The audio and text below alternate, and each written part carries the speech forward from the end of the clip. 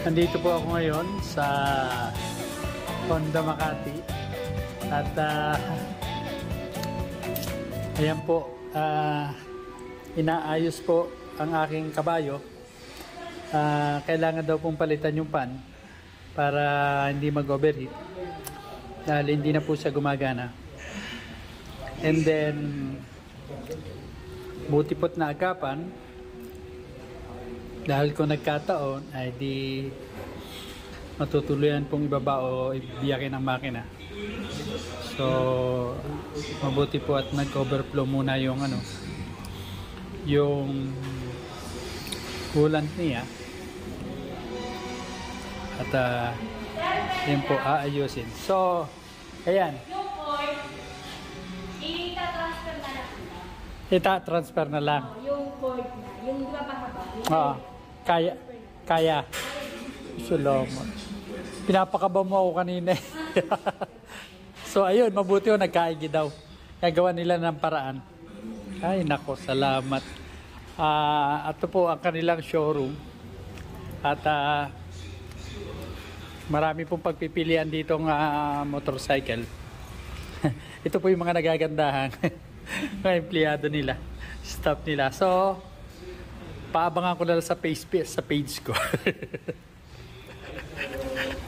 So habang inaayos po yung ating XADB, iikot tayo dito sa kanilang showroom dito po sa section ng big bike. At ito po ang Africa Twin na nasa gitna.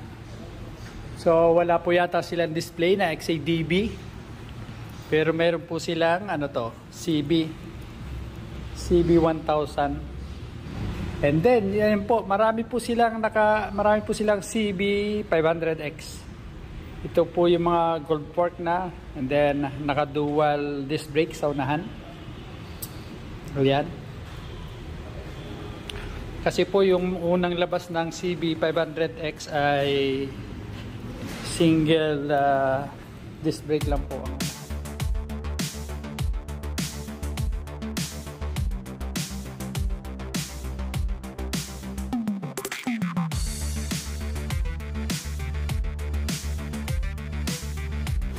Ayun, mga ka-adventurero, unexpected.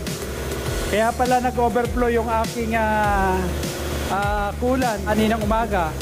At kaya pala po pumula yung kanyang indicator, nagpakita yung kanyang indicator. Sira na po pala yung pan niya. So mabuti na lang at dito ako inabot sa Makati. So pagkagaling ko sa Red Cross ay yes. Kaya naobligan na akong dalhin dito sa anong lugar to? EDSA Makati. So shoutout sa inyo, sir. Anong pangalan mo, sir? Jerry. Jerry, ikaw? Patrick. Ayun, si Patrick, sir. So ito yung hanapin nyo dito pag may problema kayo sa mga Honda big bikes nyo. Dahil kahit pa-close na, hindi iwanan yung motor nyo. Wala nga. Mabuti na lang at naihabol pa nila. At ang kagandahan po nun, may pyesa po silang naibigay o naipalit. Dahil kung nagkataon na walang, anong tawag po doon? Motor pan? Motor pan nung radiator niya, di ba?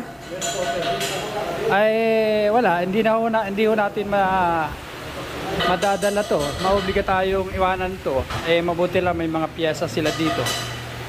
So maraming salamat po sa inyo, Sir Jerry and Sir Patrick.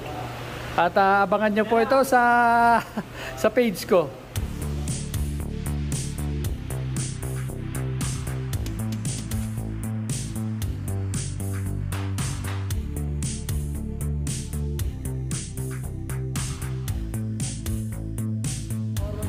Ito po ba yung motor ng pan? Ito po yung motor ng pan. So yung pan naman po ay okay. Ito lang po nasira yung motor niya. So ginawa na lang nila ng paraan.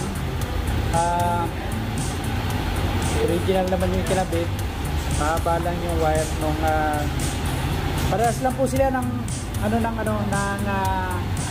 500 Sa Honda Rebel 500 do, parehas lang sila. Pero may comparison nyo po, yung medyo yung taas. Oo. Taas po yung kapal po ng ano, motor. Medyo manipis po yun sa ADB. Mas manipis yun sa ADB. Ito, Kaya makapal. meron kaming ginawang Nilagyan nyo ng ng spacer. spacer. Okay. So, ayan po. Mabuti na lang at mga eksperto na itong mga gumagawa dito sa Honda Makati. So, ayan. Gumagana na siya.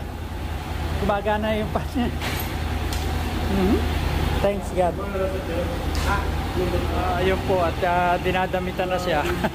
Binibihisa na po siya. Kasi kanina talaga hubad na hubad. Kita nyo naman. Talagang ultimo po crossbar kanina. Talagang tanggal eh. So ayan, unti na po yung kinakabit. Dahil wala eh. Kailangan pong kalasin para lang makuha po yung sirang motor pan. At pinalitan nga po nung motor pan ng Honda Rebel. Ayan, pinalitan na po. Ito po yung original niya sa XCDB. Ito po yung original sa XCDB, and then yung ito na yung ipinalit po ay sa Honda Rebel. Ayan. Mabuti na lang po at hindi ako tumuloy ng krami at idinaan ko na po dito sa Honda Makati. So nung chinek up po nila talagang sira na po yung motor pan, kaya kinals na po at ako naman nag-commute na lang papuntang krami.